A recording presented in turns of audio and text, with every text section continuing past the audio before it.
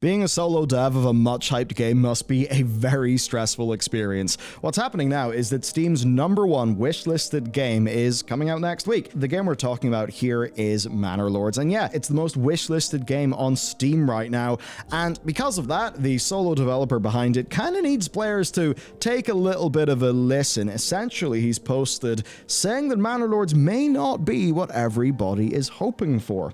Of course, what is that about? Is that about the expectations that he has set, or is it about how Manor Lords has just been an absolute organic marketing hit to the point where everybody in their mind's eye can see a massive wealth of possibilities in the game? And it's been an amazing time. The developer Slavic Magic, #1 maybe must have had some access to Slavic Magic given how impressive an effort Manor Lords is for a team of that size. But what's happened is it's soared up to the top of Steam's wish lists. It's actually been approached by Microsoft for a Game Pass deal, which, by the way, is a very rare thing. They have dried up that money pot so much. So yeah, getting a Game Pass deal in the modern environment is actually quite the achievement. But of course, all of this is because of its humongous popularity. And then you've got to think about why, and you've got to think about what's broadly going on. #1, this is coming out into early access. #2, as a part of all of the sort of pre-launch marketing beats,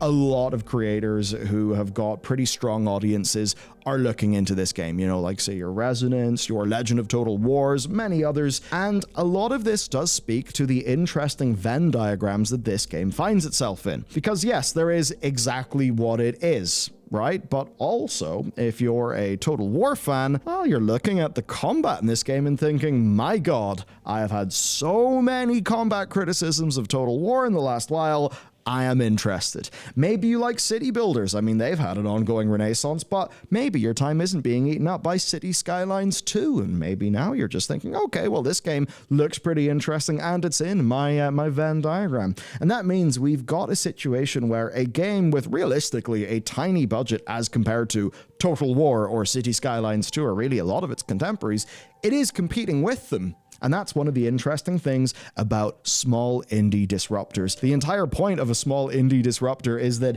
it is competing while it almost definitionally cannot be comparable because of a complete asymmetry in resources. So to try to cut through all of this and make sure that we do not have a No Man's Sky shaped launch, the developer has made a big old post on Steam. And to be honest, I'm just interested in this situation, but also I do think it's worth getting the word out here. Here's what he said, and I'm just going to quote here.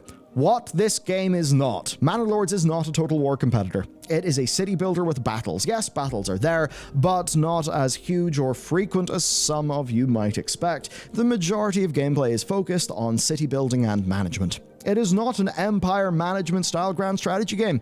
The map has regions, but you won't be able to conquer the whole of Europe, nor have marriages or anything like that. The game is designed to play at a much smaller scale. It's not a role-playing game either. If you've played Kingdom Come Deliverance or Mount and Blade, Manor Lords is a different type of game. There is a visit mode in Manor Lords that allows you to walk around your town, but it's an experimental cosmetic bonus feature. The game is meant to be played from a bird's eye perspective, like a strategy game almost always should. There won't be any first-person gameplay. It's not a competitive, fast-paced RTS like Age of Empires or StarCraft, so maybe, if you're someone like me and you just wanted to hold out, to hold fast against the massive wave of Britlings, can't do it.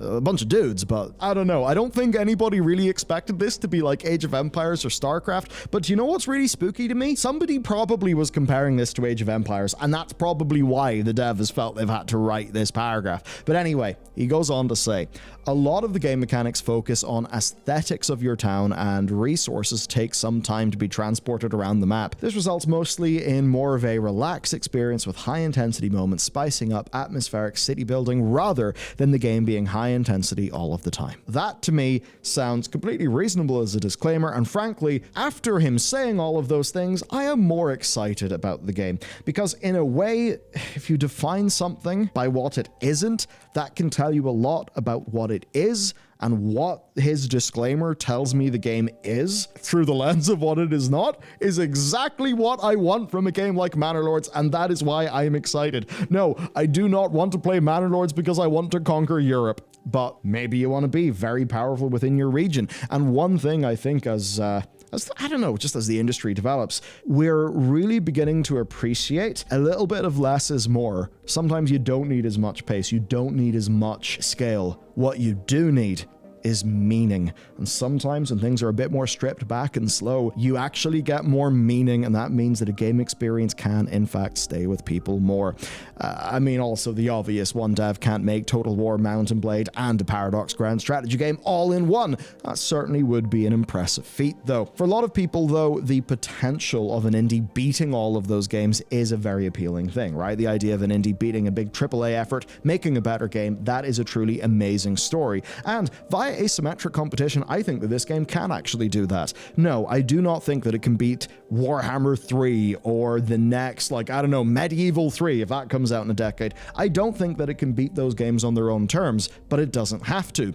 All it needs to do is make sure that I click Manor Lords instead of Total War whenever I hit a button in Steam, and whenever I'm doing that, I'm based on my own emotions and what each game is offering me. So it doesn't have to be a like-for-like comparison. But clearly, though, what Slavic Magic are a bit worried about here is that, well, word of a game spreads, and it can spread so much that it's no longer only really being received by the most engaged audience. And that means that this is a game, I mean, given that it's number one on Steam, right? Number one most wishlisted game, there are a lot of people who are probably turning up to this game with not particularly well-calibrated expectations, because most of the time whenever a game goes that high in Steam, it is because of pretty crazy resources, marketing, and that sort of thing. What might happen is they'll learn about this game from a clip of Legend of Total War, and they may then think, oh wow, look at that, Legend's playing it instead of Total War. It's better than Total War, this might be my dream game. And of course, that's not what Manor Lords is trying to do, it's not what Legend is trying to make happen, but I can certainly say from my personal experience,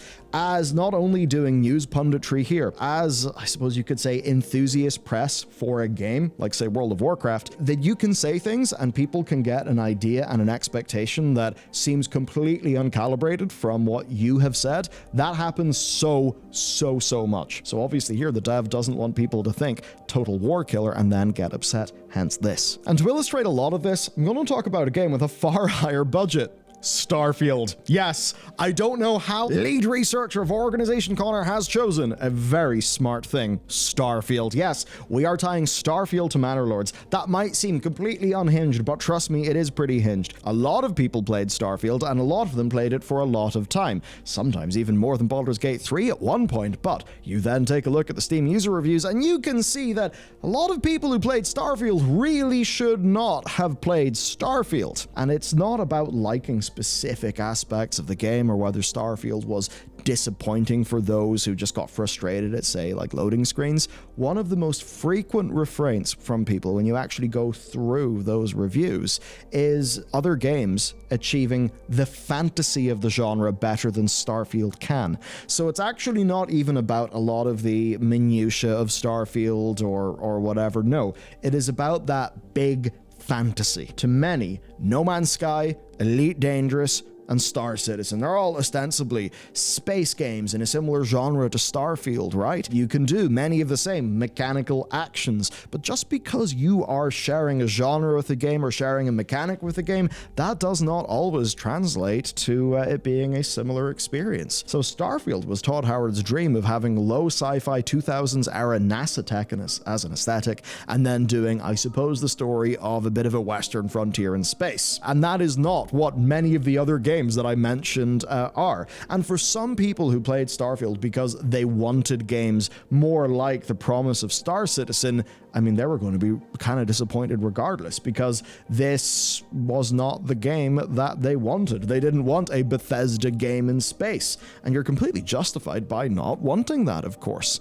But then the question here is, why did you buy Starfield when Bethesda title in space is basically what Starfield was always going to be? And I think the answer at the core there is that the potential for Starfield goes a lot higher than generic Bethesda. You could think, oh wow, this could be my dream game.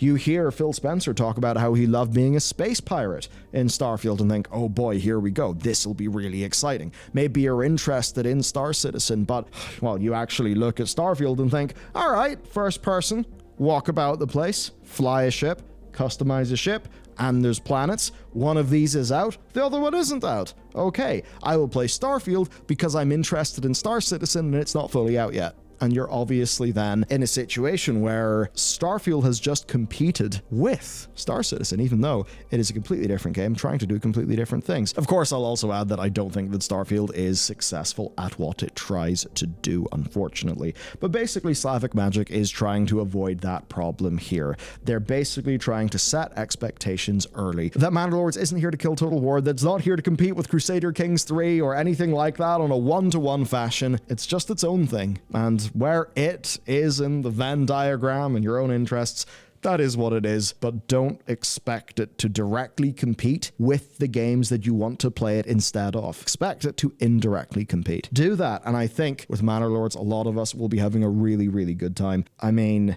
I love the Total War games. Well, it's a complicated relationship. Mount & Blade. I can't go near Mount & Blade as a rule. It just can't happen. Put too many hours into all of the Mount & Blades. It is too destructive to my life. So, I mean, and Pharaoh, big childhood game. Like, Manor Lords is exactly what I think I want from it, and that's very much as a genre enthusiast. But it is interesting to see here an example of a developer maybe looking at Sean Murray, maybe looking at Starfield and thinking, okay, I actually see a problem on the horizon, because ultimately I don't think the dev would have done this if they weren't a little bit spooked at some of the chatter that they're seeing about their own game. I just think it's an interesting situation, and look, if you were interested in Manor Lords but aren't checking out the Steam forum, I at least hope that this video provided you with some utility, I suppose, in signal boosting the developer's message, just so that you actually understand what's going on. Because, real talk, the world's complex, our lives are complex, and to be absolutely up to date with everything that you could potentially be excited about is a completely absurd prospect, because there's just so much going on. But okay, that's that. As I record this video, it's no rest for the wicked time, and it's almost Manor Lords time, even though this industry does give us many things to laugh at and much stupidity. I still need to hammer home the point that video games are really goddamn good. Okay, that's it. Have a good day. I'll see you again tomorrow.